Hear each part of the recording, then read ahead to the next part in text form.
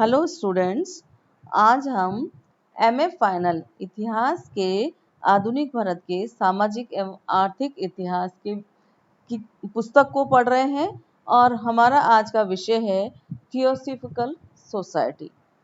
Theosophical शब्द यूनानी भाषा की थोज अर्थात ईश्वर और सोफिया शब्दों से मिलकर बना है। इसका क्या अर्थ है? ईश्वरी ज्ञान। संस्कृत में इसे ब्रह्म विद्या भी कहते हैं। इसकी स्थापना 1875 में रूसी महिला हेलेना पेट्रोवना ब्लेवात्स्की और अमेरिकन कर्नल एच.एम. अल्काट द्वारा न्यूयॉर्क में की गई थी। 1879 में ये दोनों भारत में स्वामी दयानंद के निमंत्रण पर भारत आए थे और भारत आकर इस संस्था ने आर्य समाज के साथ मिलकर हिंदू धर्म का और संस्कृति का प्रचार किया और 1882 में मद्रास के अडियार नामक स्थान पर अपनी सोसाइटी का मुख्य कार्यालय खोला। अब इसके उद्देश्य हम देखेंगे। पहला है प्रकृति के नियमों की खोज और मनुष्य की देवी शक्ति का पता लगाना। सेकंड, विश्व के समस्त धर्मों में समन्वय स्थापित करना। थर्ड, विश्व बंधुत्व एवं विश्व मानवता का विकास करना। फोर्थ, प्राचीन धर्म, संस्कृति एवं दर्शन जो संसार में कहीं भी पाया जा सकता है उसके अध्ययन में सहयोग देना। पूर्वी देशों के धर्मों तथा दर्शन का अध्ययन तथा प्रसार करना।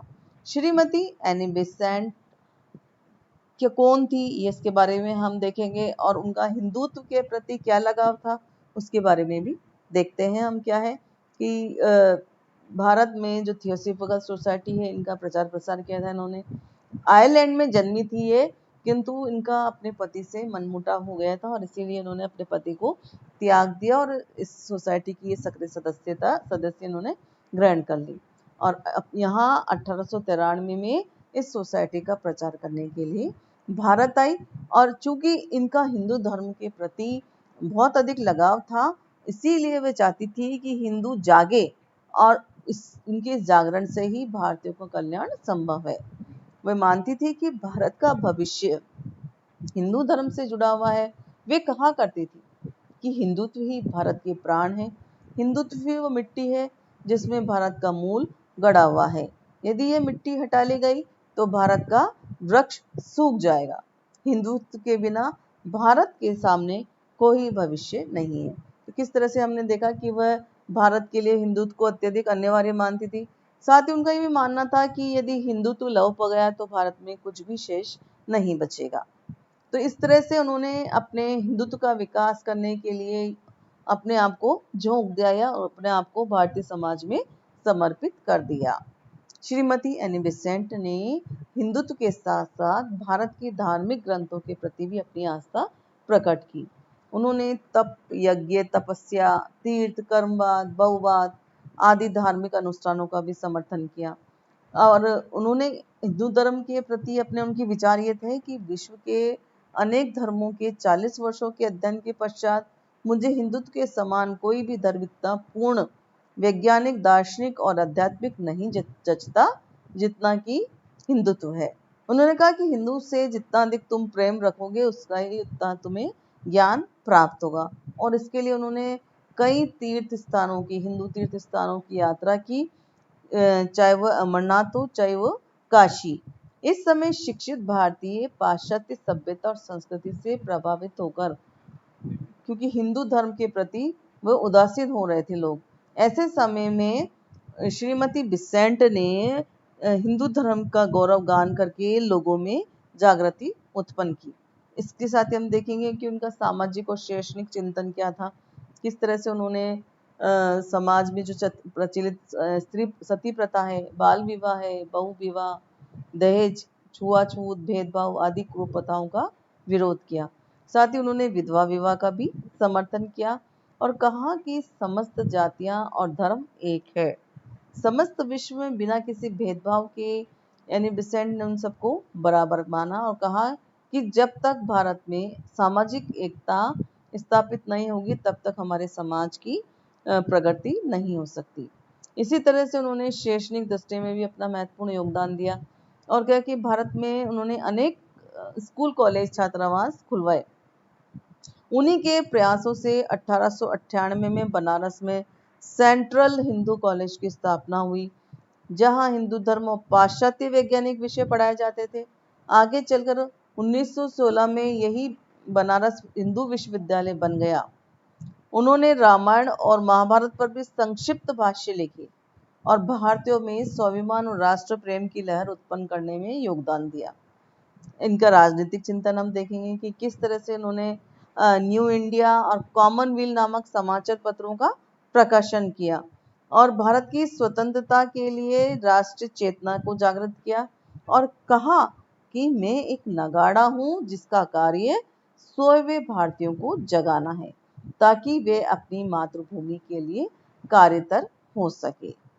अंग्रेजी अत्याचारों के कारण प्रथम विश्व युद्ध में अंग्रेजों को युद्ध में व्यस्त देखकर उन्होंने अपना जो क्षेत्र है वो राजनीति ही बना लिया और 1914 में होम रूल आंदोलन में सक्रिय रूप से भाग लिया।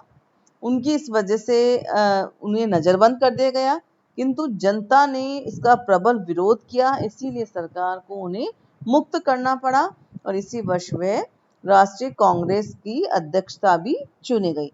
इससे स्पष्ट है कि श्रीमती एनी बेसेंट भारत के सामाजिक, धार्मिक एवं राष्ट्रीय क्षेत्र में अपना महत्वपूर्ण योगदान दिया। ये थे एनी बेसेंट। अब हम अन्य सुधार आंदोलन भी देखेंगे। क्या क्या थे हमारे? एक था प्रार्थना समाज पहला। तो प्रार्थना समाज की स्थापना 1857 में डॉक्टर आत्माराम पांडुरंग ने की और इसका नेतृत्व आगे चलकर गोविंद रानडे और आरजी भंडारकर ने भी किया और इस समाज का उद्देश्य जात पात, छुआछूत, बाल विवाह, मूर्ति पूजा आदि का विरोध कर विधवा विवाह का समर्थन करना था। नेक्स्ट पारसी समाज का था दादा भाई नौरोजी, जीवी वाचा एवं एम.एस. बंगाली आदि सुधारकों ने 1851 में पारसी समाज में सुधार लाने हेतु समाज की स्थापना की। राधा स्वामी सत्संग आंदोलन, इसकी स्थापना 1861 में आगरा के शिवदयाल ने की। इसमें राधा स्वामी सत्संग में जो गुरु थे वे ईश्वर के अवतार माने जाते थे। इसमें जो गुरु को ईश्वर का स्थान दिया गया और इस संस्था के अनुयायी भी बिना किसी जाति पाति, छुआछूत की ईश्वर की आराधना में विश्वास करते थे। सिख समाज सुधार आंदोलन, सिख समाज ने भी सामाजिक और धार्मिक क्षेत्र में अपने जीवन में पवित्रता लाने की दिशा में कार्य किया। गुरुद्वारा में जो भ्रष्टाचार उत्पन्न हो गए थे उसको दूर करने के लिए खालसा दीवान की स्थापना की और अमृतसर में खालसा कॉलेज की स्थापना की। बहावी आंदोलन, सर सैयद अहमद बरेलवी और इस्लाम हाजी मौलवी मोहम्मद बहावी इस आंदोलन के प्रमुख नेता थे। इन्होंने जनसाधारण के लिए कुरान का अनुवाद करवाया और इन प्रवर्तकों ने ईश्वर की एकता पर बल देकर पीर पूजा का विरोध किया। नेक्स्ट हमारा है अलीगढ़ आंदोलन। इसके जो समर्थक थे सर सैयद अहमद खां थे और इनका जन्म जो 1857 में दिल्ली में हुआ था। इनकी सैयद अहमद खां की उदार विचारधारा अब 1855 से हटने लगी थी और उनका ये विश्वास पनपता गया था कि भारत मुसलमानों की सुरक्षा और दृढ़ता के लिए स्वराज्य की कल्पना बिल्कुल अव्यवहारिक और हानिकारक है और मुसलमानों और अंग्रेजों के मेल से ही होगी। वास्तव में अब भारत में भी मुसलमानों के प्रति अंग्रेजों का रुख बदल चुका था और उनकी नीति अब मुस्लिम समाज को अपने में मिलाने की थी। इस आगे हम देखेंगे अहमदिया आंदोलन। अहमदिया आंदोलन मिर्जा गुलाब अहमद के नेतृत्व में शुरू हुआ था और इस आंदोलन ने सभी धर्मों में अपना सुधार का लक्ष्य बनाया। अहमदिया आंदोलन में मुसलमानों का पैगंबर, ईसाइयों का ईसा मसीह, हिंदुओं के अवतार आदि को इन्होंने माना, किंतु अधिकांश मुसलमानों ने इन्हें अपना पैगंबर नहीं माना। केवल उनके गांव कांदिया के निवासियों ने ही उन्हें अपना पैगंबर माना और अधिक रूढ़िवादी होने के कारण इस आंदोलन को विशेष सफलता भी नहीं मिली। तो आज हमने देखा थियोसॉफिकल आंदोलन, और इसके अलावा जो अन्य धार्मिक सुधार आंदोलन थे उनके बारे में आज हमने चर्चा की। आज के लिए हमारा ये इतना ही है। आगे के हम नेक्स्ट वीडियो में आपसे फिर रूबरू होंगे। आज के लिए धन्यवाद।